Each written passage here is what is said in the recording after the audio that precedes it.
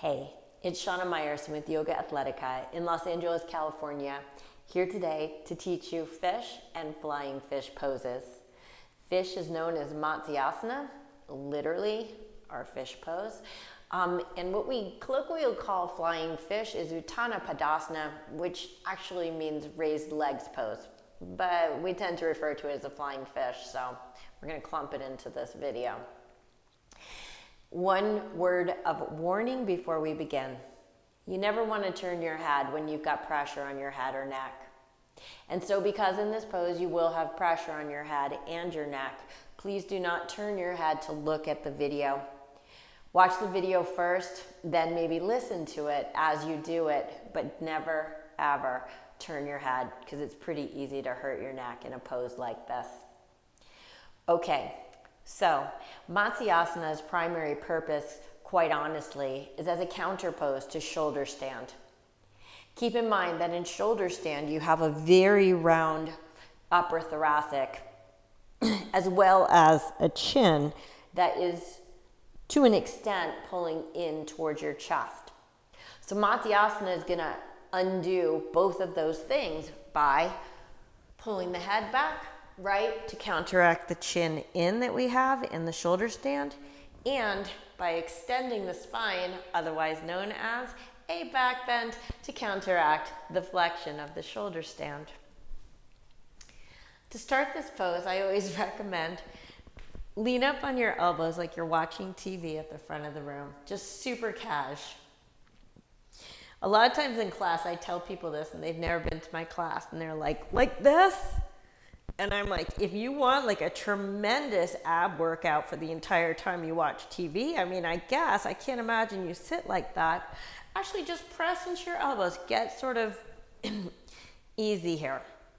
Now, you see that my shoulder heads are pointing forward. In a Matsyasana, my shoulders need to broaden and drop back. Hopefully you notice that that action of broadening my shoulders back also broadens my chest and creates the back bend, right? Remember, that's one of the two elements we're looking for.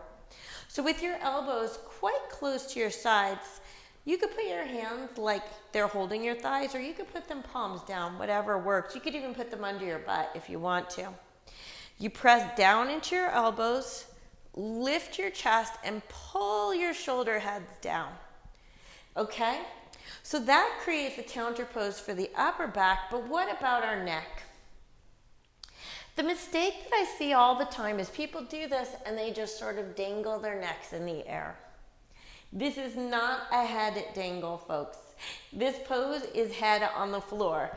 In fact, it's not just head on the floor, it's like head on the floor as close to your forehead as possible. So for beginners, a lot of time when I say head on the floor, they do something like this. Can you see how this is not going to be a counterpose for shoulder stand? In fact, by being on the back of my head, I'm almost in the same exact neck position as I would be in shoulder stand. So how do I counter this position? By throwing the head way back and trying to get the head towards the forehead onto the floor. So I press into my elbows, and let's say I drop backwards. It's like, well, Shana, there's nothing I can do. My head is too short.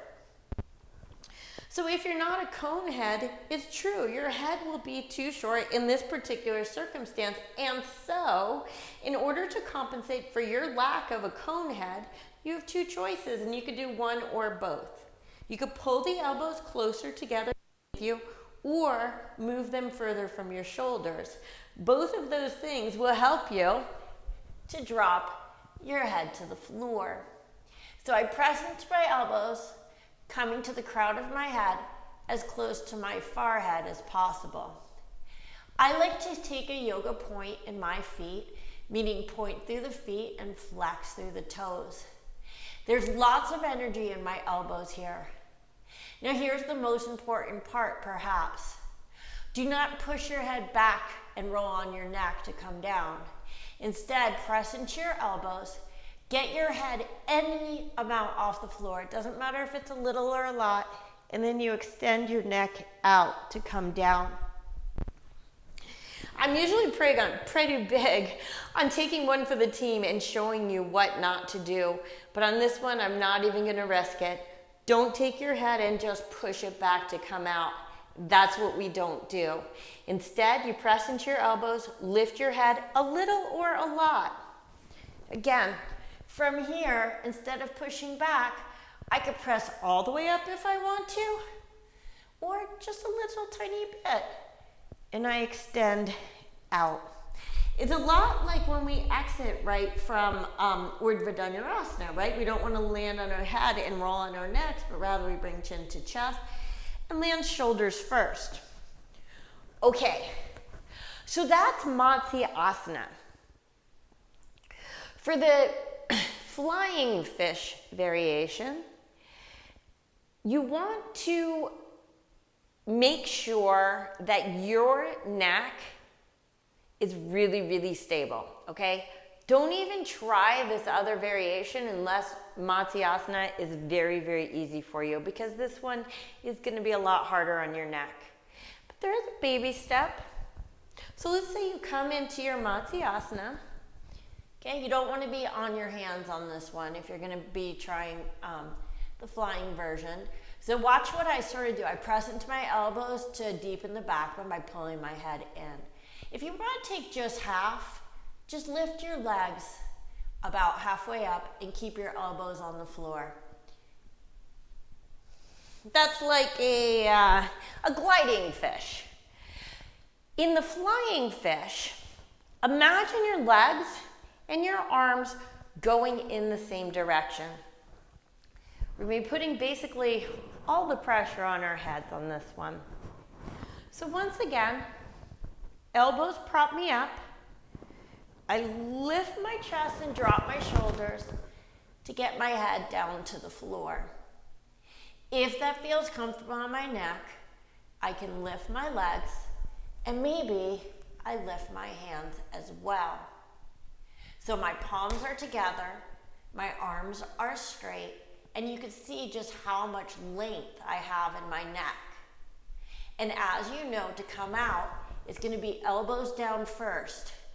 You can put your legs down, press into your elbows to lift your head, and come back down. This pose is such an amazing counter pose. But you gotta make sure you do it properly, because anytime that you're messing with your neck, you're putting yourself at risk of injury. So be very mindful when you do this pose, but do this pose. It's a pose that I do every single day without fail. This is Shana Meyerson with YOGAthletica in Los Angeles, California. Wishing you a high flying day.